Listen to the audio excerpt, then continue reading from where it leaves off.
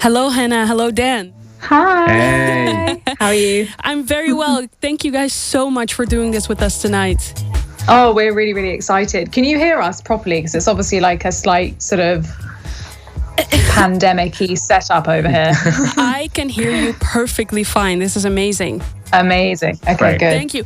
Well, before I want to congratulate you guys with a third baby, Californian Soil, I just saw something on NME which is insane. It said that London Grammar is outselling the rest of the UK's top 5 albums combined.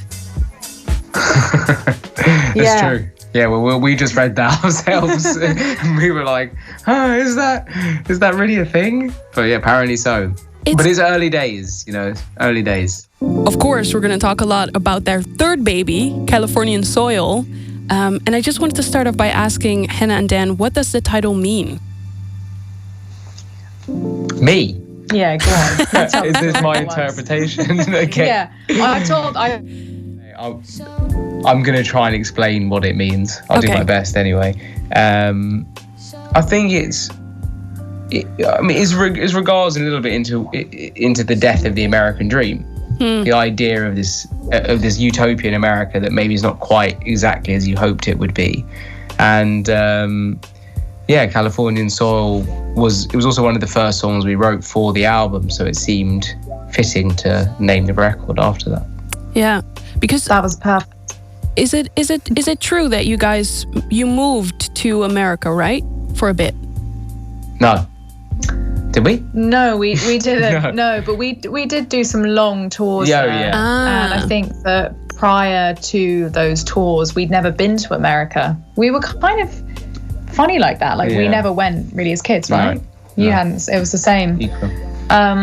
And I know that, I absorbed a lot of American culture growing up. And I love America. It's one of the most beautiful places I've ever been. But I guess I'm just, we're using the idea of the American dream to kind of, I guess, like kind of describe something that happened to us in a way.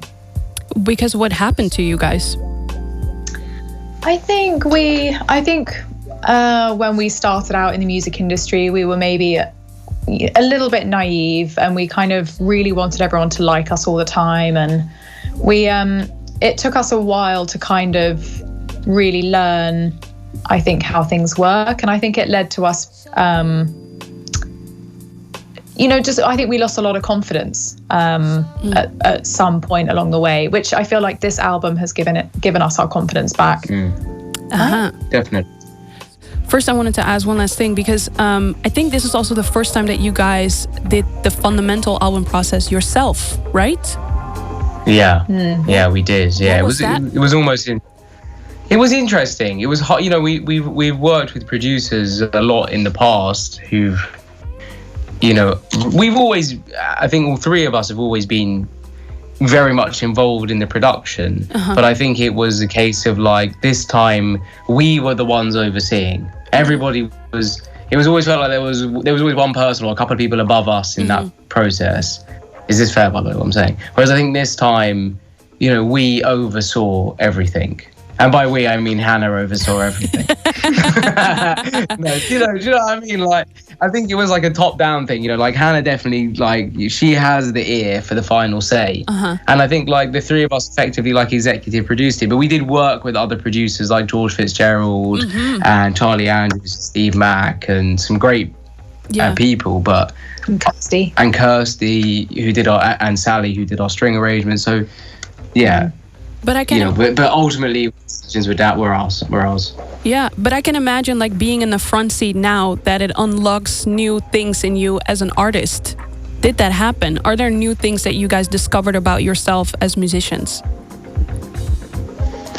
Yeah, definitely. I think like I discovered that just going back to our roots and kind of, because we made a lot of the album in Dan's bedroom loft. I mean, it was like a tiny bedroom loft that you opened his wardrobe, you like slid his wardrobe to one side, and there was like a tiny set of stairs. And I wasn't sure, like, when Dan first showed me this wardrobe, whether he was like about to kill me, or we were about to make our best album. No, I know, that was obviously not kill me. But you know, or whether you were just he'd lost your mind. It was pretty weird. It was the weirdest. It was one of the weirdest moments of my life. Like, he had kept it a secret, and it was like a mirrored wardrobe, and he just like slid it to the side. And it was like Narnia. It was crazy. And so we didn't do it in any of these expensive studios. We just made it ourselves, and I think that really changed us. 100%. You know, you don't need the most expensive equipment, the most expensive mic. You don't. You really don't. Yeah. Speaking of previous albums or records you guys have made, Hannah, you've become really personal in your songwriting. Which song on this record is the most personal song that you've written? I'd say a song, probably two songs. A song called All My Love. Probably, and then the last song, America. I think they're probably the two that are closest to my sort of life story and experience. What was it like throwing those songs out into the world? You know, I don't really think about it until, I guess, then you get asked questions about it. But there are some things obviously I like don't say, but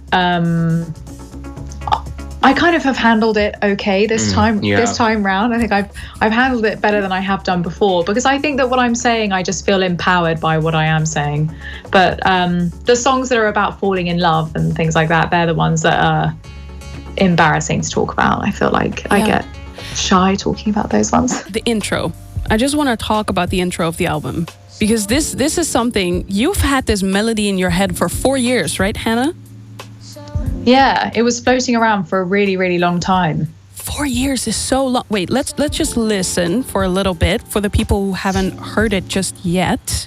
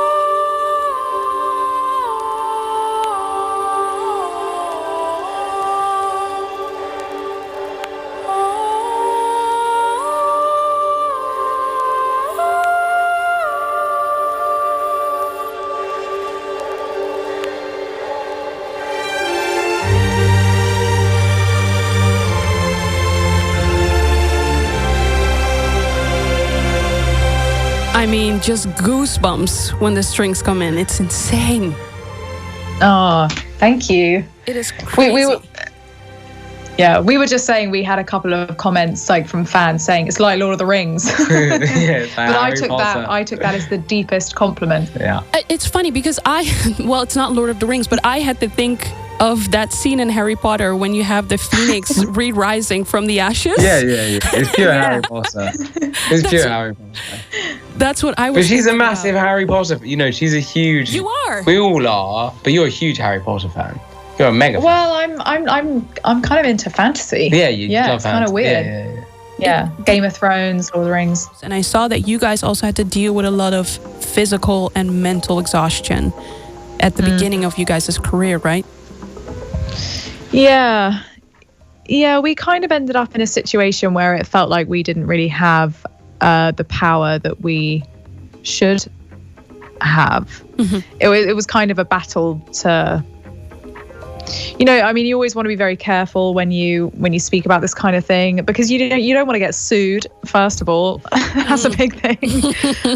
But also, you know, that our first album was so successful, and you don't want to sound ungrateful for that. But you do see a kind of similar pattern in the music industry of this happening, especially to young artists. There's no HR, there are no regulations, and sometimes I think we were in this position, but young people don't really know how the industry works, and that you should be in full control.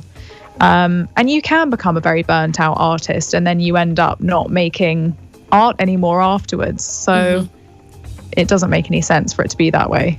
Yeah.